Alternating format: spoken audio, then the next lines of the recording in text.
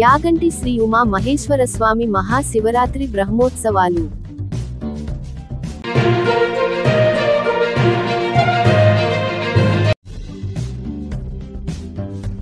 కాలవాబుగ్గలో నిన్న రాత్రి భారీ అగ్ని ప్రమాదం.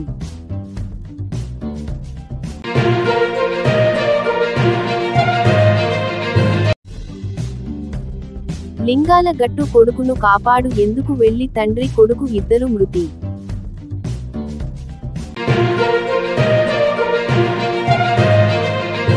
శ్రీశైలం మహాశివరాత్రి ఏర్పాట్లు, సౌకర్యాలపై భక్తులతో మంత్రి, ఎమ్మెల్యే విచారణ.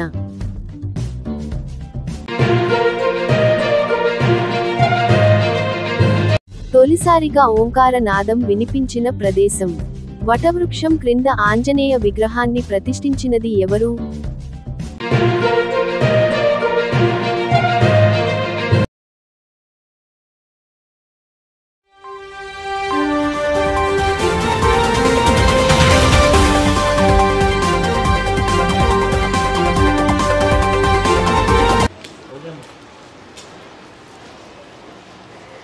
అందరికీ నమస్కారం. అందరికీ మహాశివరాత్రి శుభాకాంక్షలు. మన బీసీ జనార్దన్ రెడ్డి గారు ఈ లాస్ట్ ఒక 4-5 డేస్ క్రితము యాగంటి క్షేత్రముకు వెళ్ళారు. యాగంటి క్షేత్రములో శివరాత్రి మహోత్సవాలు అంగరంగ వైభవంగా జరుగుతున్నాయి. అవి తిలకించి చూసి అక్కడ ప్రసాదం ఈ సంవత్సరము తన సొంత నిధులతో ఇవ్వాలని చెప్పేసి నిర్ణయించుకున్నారు. అందువల్ల ఈ లడ్డూ ప్రసాదం మా ఇంటి దగ్గరే మా సొంత నిధులతో మేము తయారు చేపిస్తున్నాము. ఈరోజు రేపు ఎల్లుండి ఈ ప్రసాదం ఉచితంగా ఇవ్వడం జరుగుతుంది. అలాగే ప్రతి ఒక్కరూ గమనించాలి, టోల్గేట్ కూడా వసూలు చేయొద్దని చెప్పి ఆయన ఆదేశం చేశారు ఈవో గారికి. ఈరోజు రేపు ఎల్లుండి కూడా అక్కడ యాగంటి దగ్గర ఎవరైతే అందరూ వెహికల్స్లో పోతూ ఉంటారో వాళ్ళందరికీ కూడా టోల్గేట్ వసూలు చేయొద్దని చెప్పారు. ఈ విషయం అందరూ గమనించవలసిందిగా కోరుకుంటున్నాను. అందరికీ పార్వతీ పరమేశ్వరుల అనుగ్రహం కలిగి అందరూ ఆయురారోగ్యాలతో పాడి పంటలతో సంతోషంగా ఉండాలని చెప్పేసి మనస్ఫూర్తిగా కోరుకుంటున్నాను. అలాగే ఇంకొక విషయము, మనము ఈ 3-4 నెలల నుంచి కూడా ప్లాస్టిక్ నివారించడం జరిగింది బనగానపల్లెలో. బనగానపల్లె టౌన్ అనే కాకుండా అందరూ యాగంటి క్షేత్రంలో కూడా ఎవరే కానీ ప్లాస్టిక్ వాడొద్దు అని చెప్పేసి నేను మనస్ఫూర్తిగా కోరుకుంటూ అందరికీ నమస్కారం.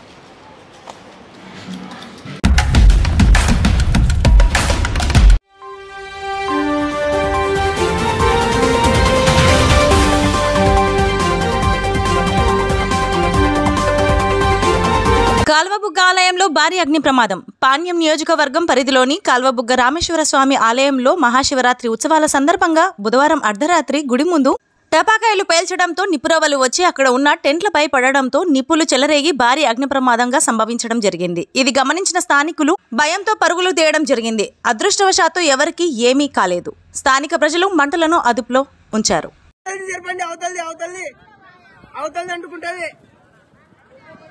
कालो अवतल टेंट अंटुकुंटदी हमें देखे खो तो जो बोलते तो अरे रहले चांद नहीं कोड़ा था कहीं को बोले था उसके सेकंड में गया था. कहां से है चिंगारी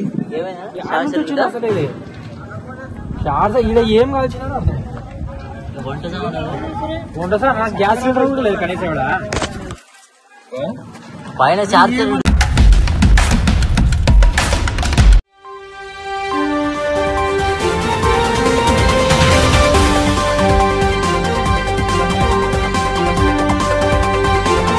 శ్రీశైలం కృష్ణానది లింగాలగట్టు పెద్ద బ్రిడ్జ్ కింద విషాదం. కొడుకుని కాపాడేందుకు వెళ్లి తండ్రి కొడుకులు ఇద్దరు మృతి.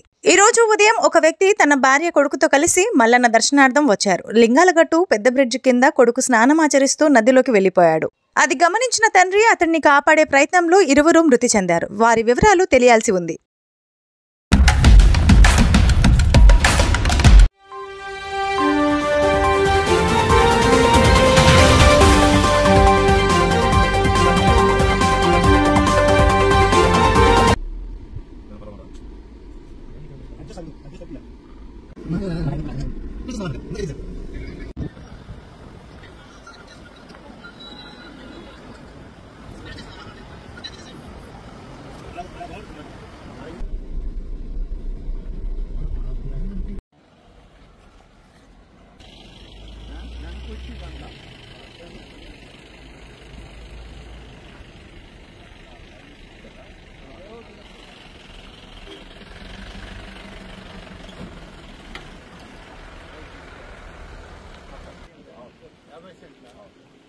సెంట్ల వరకు అయితే పర్లేదు వాళ్ళు 50 lakhs అంటే హ్యాండ్ ఓవర్ చేస్తాం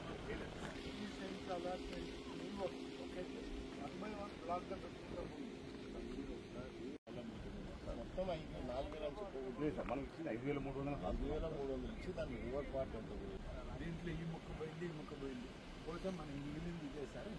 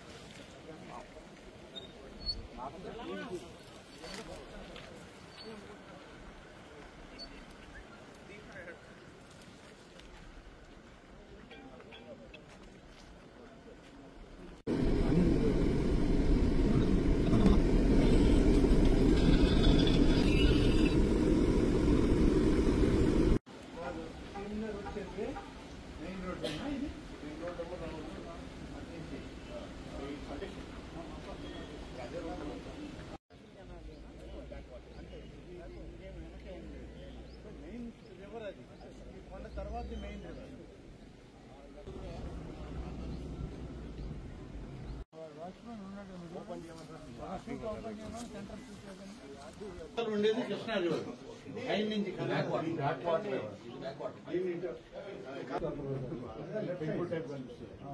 అది కూడా లాస్ట్ 5 years లో ఇంతకుముందు లేవు.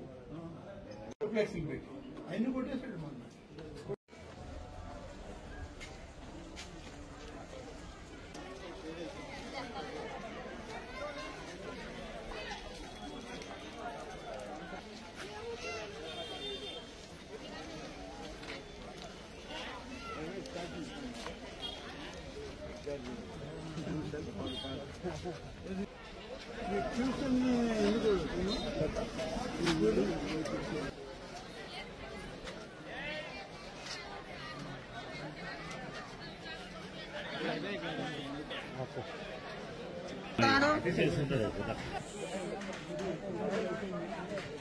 వాళ్ళు కూడా బాగానే ఉన్నారా? వచ్చారా మీరు?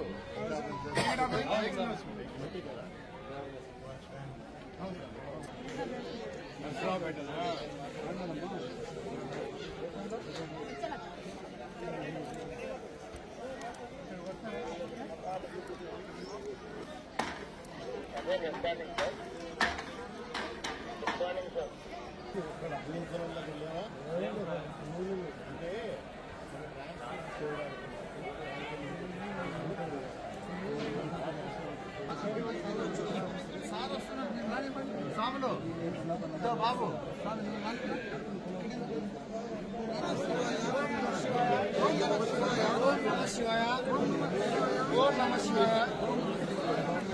నమస్తే దేవ దేవేశ నమస్తే పరమేశ్వర నమస్తే.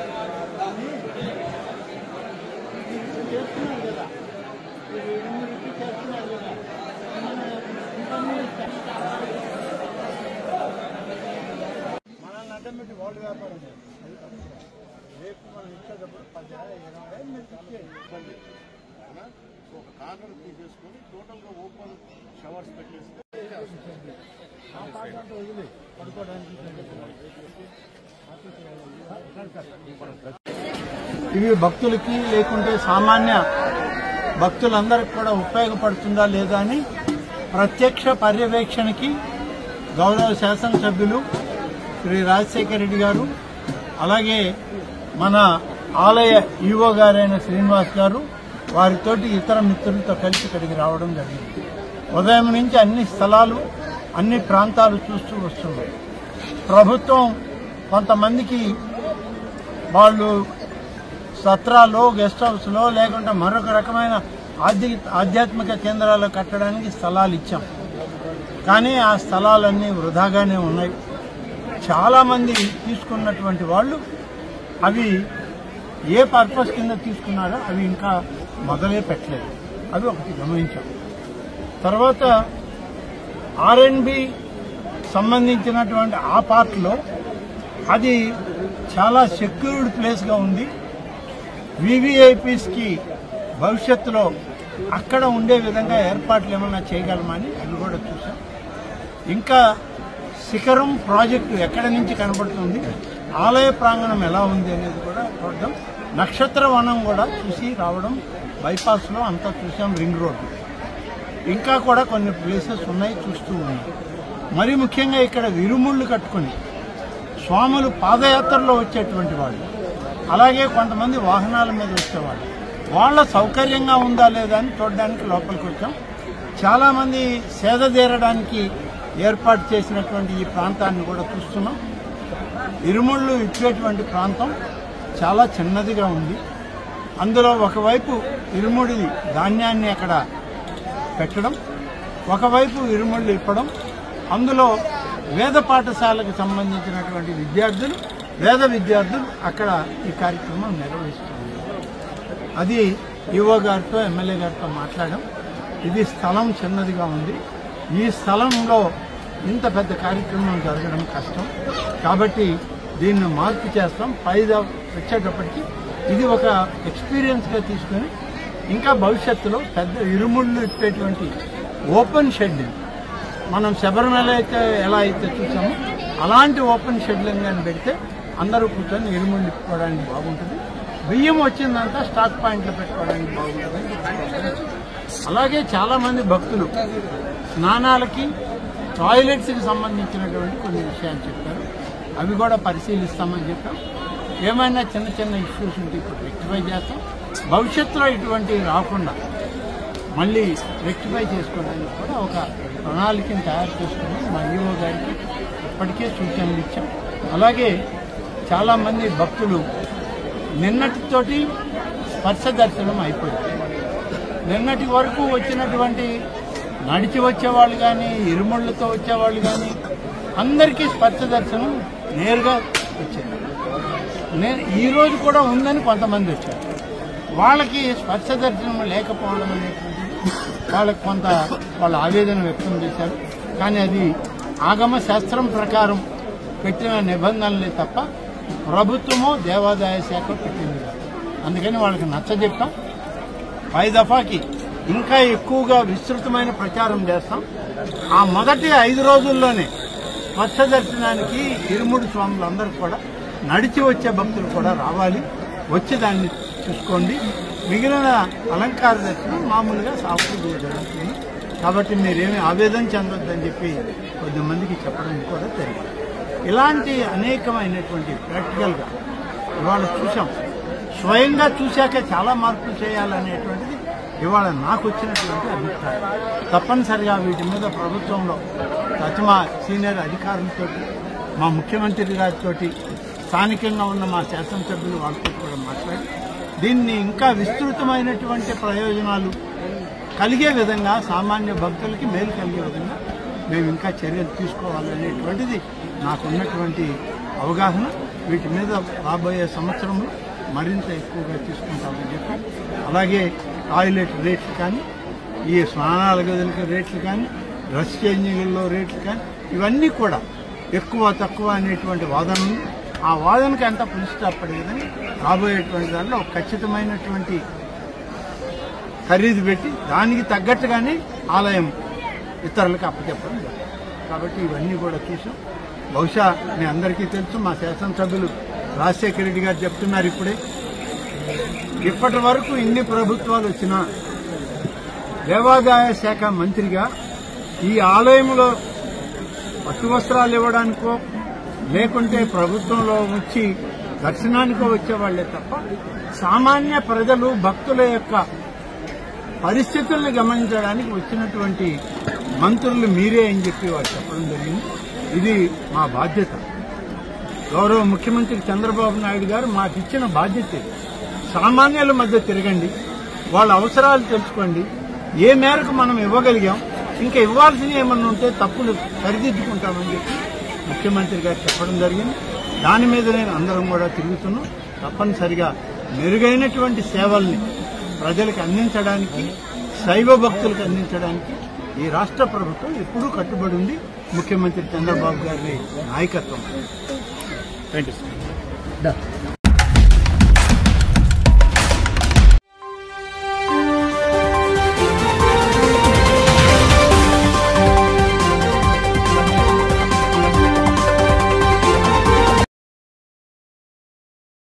తొలిసారి ఓంకారనాదం ధ్వనించిన క్షేత్రం గురించి తెలుసుకుందాం.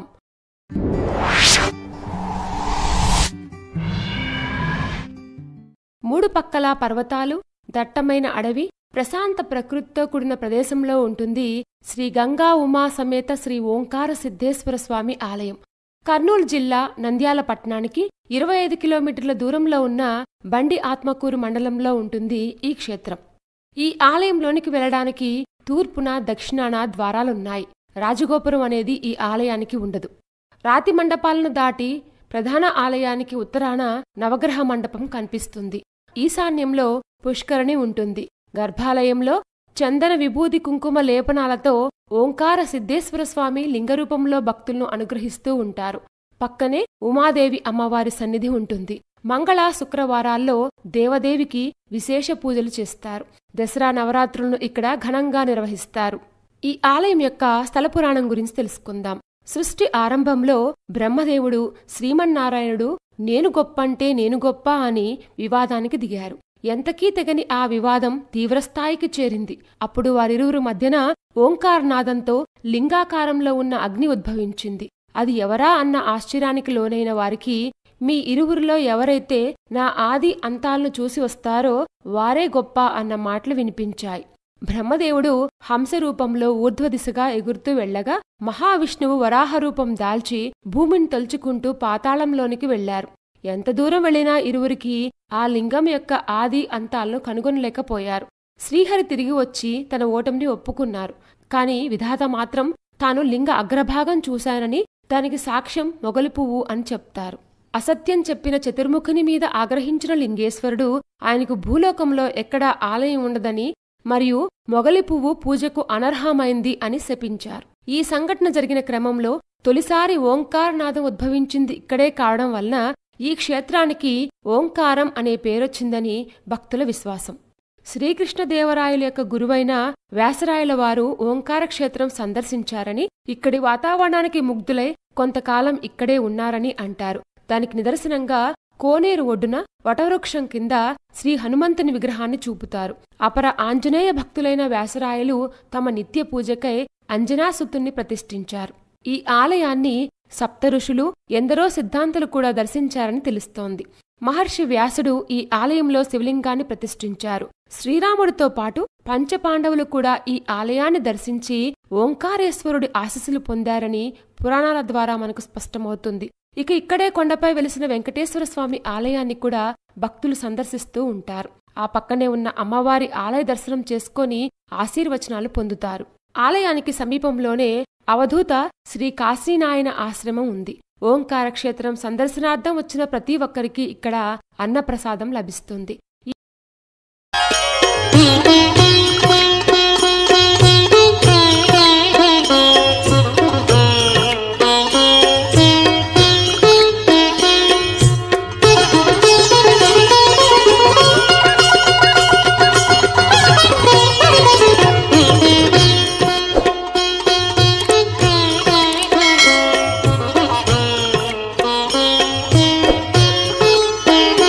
ఓం నమః శివాయ, ఓం నమః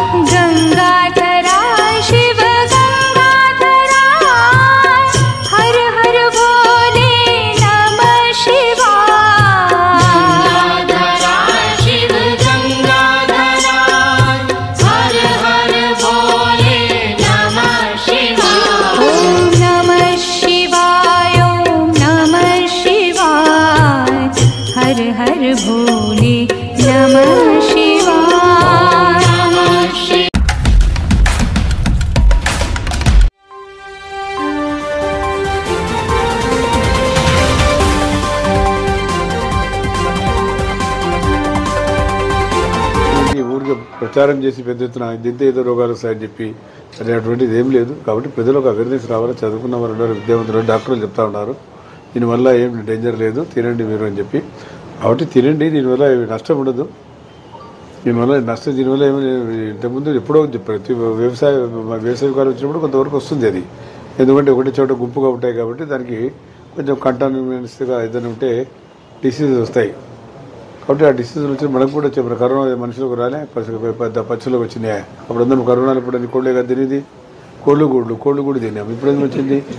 కాబట్టి ఇవన్నీ వచ్చింది అనవసరంగా దీన్ని ప్రచారం చేయడము. కరోనాలో ఉన్నప్పుడు కోళ్ళు దొరకలేదు, గుళ్ళు దొరకలేదు, ఆ రకమైన పరిస్థితి ఉన్నది. ఏదేమైనా సరే అది అయిపోయింది. అది పాండమిక్, అటువంటి దురదృష్టకర సంఘటన మనది రాకూడదు, భగవంతుని కోరుకుంటడం. కాబట్టి దీనివల్ల నష్టం లేదు. కాబట్టి దీన్ని బాగా బాయిల్ చేయండి. ఎంత బాయిల్ చేస్తే అంత మీకు మంచిది. మీకు అంత అనుమానము డౌట్ ఉంటాయి. కాబట్టి 60 degrees మించిపోయిన తర్వాత చేస్తే ఏం పర్వాలేదని చెప్పి డాక్టర్లు గారు చెప్పినారు, మేధావులు చెప్పినారు, అందరు సైంటిస్టులు కూడా చెప్పినారు. కాబట్టి దీన్ని అవేర్నెస్ క్రియేట్ చేసి ప్రజలు కూడా తెలియజేయాలా. ఎందుకంటే మార్కెట్ ఎంత అయిపోయింది, బాగా డల్ అయిపోయింది కదా. కొనేవాడు 10% వచ్చిందా? ఎందుకంటే పండుగ వస్తుంది కాబట్టి రంజాన్ పండుగ పెద్ద పండుగ, చాలామంది వ్యాపారం జరుగుతాయి. కాబట్టి దీన్ని అవేర్నెస్ క్రియేట్ చేసి దాన్ని దయచేసి దీన్ని వేరే రకంగా అనుకోకుండా దీనివల్ల ఏవే జబ్బులు రావు. కాబట్టి మీరు ఏం చేయాలో దాన్ని బాగా పెట్టుకుని తింటే ఏ జబ్బులు కూడా రావు అని చెప్పి తెలియజేస్తాను. ఈరోజు ఈ ప్రోగ్రామ్ ఆర్గనైజ్ చేసిన మన మున్నా అండ్ వాళ్ళ చికెన్ సెంటర్ టీం వాళ్ళ అందరికీ పేరున ధన్యవాదాలు. ఎందుకంటే దాదాపు నేను అనుకుంటా 1 month నుంచి ఊరికే ఒక పుకారు లేపినారు, చికెన్ తింటే ఏమంటే ఆరోగ్యం పాడైపోతుందని, చికెన్ తింటే అసలు ఏమంటే ఒక ఫ్లూ వచ్చిందని. ఇప్పుడే మన దాదాపు ఒక 40 to 50 years ఎక్స్పీరియన్స్ మా డాక్టర్ గారు బాబన్ సార్ మొత్తం చెప్పారు. అసలు చికెన్ వల్ల మనకు బెనిఫిట్స్ ఉన్నాయి కానీ అడ్వాంటేజెస్ ఉన్నాయి కానీ డిసడ్వాంటేజెస్ లేదని క్లియర్ కట్ చెప్పినారు. ఎందుకంటే ఇప్పటి నుంచి కాదు, మీరందరూ చికెన్ ఇప్పటి నుంచి కాదు, చిన్నప్పటి నుంచి పుట్టినప్పటి నుంచి అందరు తింటున్నారు. ఎప్పుడైనా ఏమన్నా వచ్చిందా? నార్మల్లీ ఫీవర్ అనేది వస్తుంటుంది పోతుంటుంది, జలుబు అనేది వస్తుంటుంది పోతుంటుంది, దగ్గు అనేది వస్తుంటుంది పోతుంది. ఫ్లూ అనేది కూడా అంటే దీనివల్లనే వచ్చింది. ఇంతవరకు ఎక్కడ సైంటిఫిక్గా ప్రూవ్ కాలేదు. ఎక్కడన్నా ఏమన్నా ఫుడ్ ఇన్ఫెక్షన్ అవుతుంది, లేకపోతే ఎక్కడన్నా మనం హోటల్లో తింటే కూడా ఫుడ్లో ఏమన్నా ఉప్పు కానీ ఏదన్నా సాల్ట్ కానీ లేకపోతే ఏదైనా ఎక్కువ ఉంటే లేకపోతే అన్హైజీనిక్ ఉంటే అప్పుడు మనకి ఏమన్నా ఫుడ్ ఇన్ఫెక్షన్ రావచ్చు. కానీ ఎక్కడ కూడా ఇంతవరకు ప్రూవ్ కాలేదు ఇది బర్డ్ ఫ్లూ వచ్చింది, దీనివల్ల చికెన్ వల్ల ఇది అవుతుందని. ఇది వాంటెడ్లీ ఏం చేస్తారంటే ఇది బిజినెస్ని వాంటెడ్లీ దెబ్బతీయడానికి చాలామంది ప్రయత్నం చేస్తారు. కానీ మన వాళ్ళు కూడా అట్లానే నమ్ముతారు. అది నమ్మకండి. ఎందుకంటే బాడీ బిల్డ్ చేయాలంటే కూడా మనకు పొద్దున్న నుంచి సాయంత్రం వరకు బాడీ బిల్డర్స్కే పోయి అడగండి. ఇప్పుడు కూడా వాళ్ళు బాయిల్డ్ ఎగ్స్ తింటారు, చికెన్ తింటారు. చికెన్లో చాలా ప్రోటీన్స్ ఉంటుంది, ఎగ్లో ప్రోటీన్స్ ఉంటుంది. మనకు దాదాపు దీంట్లో కూడా ఈ కొలెస్ట్రాల్ కూడా చాలా తక్కువ మన చికెన్లో. సార్ కొలెస్ట్రాల్ కూడా చాలా తక్కువ. దానికోసం మన అందరూ ఊరికే పుకార్లు నమ్మకండి, ఏం కాదు. ఎందుకంటే చికెన్ అనేది ఆరోగ్యానికి మంచిది. అట్లనే మన నంద్యాల చికెన్ అసోసియేషన్ వాళ్ళ పాపం వాళ్ళకు బిజినెస్ కూడా చాలా దెబ్బ పడుతుంది దానివల్ల నమ్మకండి. వాళ్ళు కూడా ఈరోజు చికెన్ ఫెస్ట్ అనేది వాళ్ళు ఫ్రైడే నాడు మార్కెట్ యార్డ్లో ఆర్గనైజ్ చేశారు. దాని అందరికీ మా తరపున అందరి మద్దతు ఉంటుంది కంపల్సరీ. ఎందుకంటే ఏదన్నా కానీ రూమర్స్ వచ్చినా కానీ రాకపోయినా కానీ నేనైతే చికెన్ తింటున్నాను, ఖలీల్ అన్న కూడా చికెన్ తింటున్నారు, అందరు తింటున్నారు ఇక్కడ చికెన్. అదే మన ప్రెస్ వాళ్ళు కూడా అందరు చికెన్ తింటారు, అట్లా ఏం లేదు. దానికోసం ఏ రూమర్స్ నమ్మకండి. కొంతమంది వాంటెడ్లీ లేపుతుంటారు చికెన్ తినొద్దు అని, అట్లా ఏం లేదు. అందరు ఆరోగ్యంగా ఉండాలి. ప్రతి దానికి ఏదో ఒకటి ఊహాగానాలు వస్తుంటాయి పోతుంటాయి. రూమర్స్ నమ్మకండి. అందరూ చికెన్ తిని ఆరోగ్యంగా ఉండి ఇది చికెన్ ఫెస్ట్కి దాదాపు నేను అనుకుంటా 6,000 మంది పైన వస్తారు. మీరందరూ పార్టిసిపేట్ అయ్యి దీన్ని చికెన్ని ఎంజాయ్ చేయండి. దానికోసం ఈ ఆర్గనైజర్స్ అందరికీ ఈ అవగాహన సదస్సు పెట్టినందుకు మన డాక్టర్ సార్ క్లియర్ మనకు చెప్పినారు ఏం దీనివల్ల బెనిఫిట్స్ ఏమన్నాయి. మన ఖలీల్ అన్న కూడా క్లియర్ ఎక్స్ప్లెయిన్ చేశారు. మన గుర్రప్ప కూడా చెప్పారు. నేను గుర్రప్ప గారు కూడా మీకు కూడా మీ ఊర్లో కూడా ఇట్లా చికెన్ ఫెస్ట్ పెట్టండి, మీ తరపు నుంచి బాగుంటుంది అందరికీ. దానికోసం ఇట్లాంటి ప్రోగ్రాంలు అందరు చేస్తే కూడా బాగా అంటే లోకల్ వాళ్ళు కూడా మన లోకల్ లీడర్స్ కూడా పెడితే కూడా బాగుంటుందని కోరుకుంటూ సెలవు తీసుకున్నాను. థ్యాంక్ యూ అండి. జై హింద్. చికెన్ సెంటర్ వాళ్ళు కొద్దిగా పర్సనల్ హైజీన్ మెయింటైన్ చేయాలి. వాళ్ళు మాస్కులు పెట్టుకోవాలి. తర్వాత బర్డ్స్ని ముట్టుకునేటప్పుడు వాళ్ళు ఏదైనా గ్లౌస్ ఏదైనా తీసుకొని జాగ్రత్తగా ఉండాలి. అదేవిధంగా ఇది మనము రాకుండా ఎలాంటి జాగ్రత్తలు తీసుకోవాలంటే చికెన్ తినడం వల్ల రాదు అది. ఒకవేళ చికెన్ ఎవరు తిన్నారు, ఎవరైనా తింటారండి సామాన్యంగా ఎవరు తిన్నారు.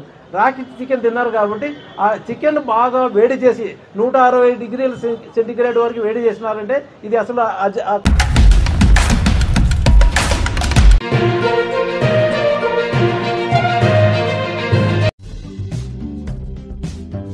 యాగంటి శ్రీ ఉమా మహేశ్వర స్వామి మహాశివరాత్రి బ్రహ్మోత్సవాలు.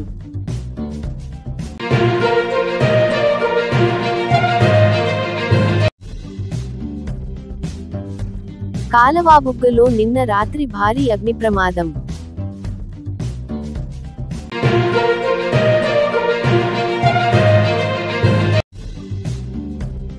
లింగాల గట్టు కొడుకును కాపాడు ఎందుకు వెళ్లి తండ్రి కొడుకు ఇద్దరు మృతి.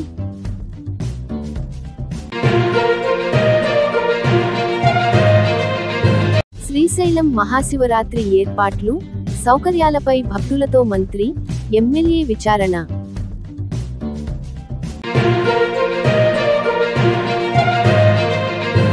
తొలిసారిగా ఓంకార నాదం వినిపించిన ప్రదేశం. వటవృక్షం క్రింద ఆంజనేయ విగ్రహాన్ని ప్రతిష్ఠించినది ఎవరు?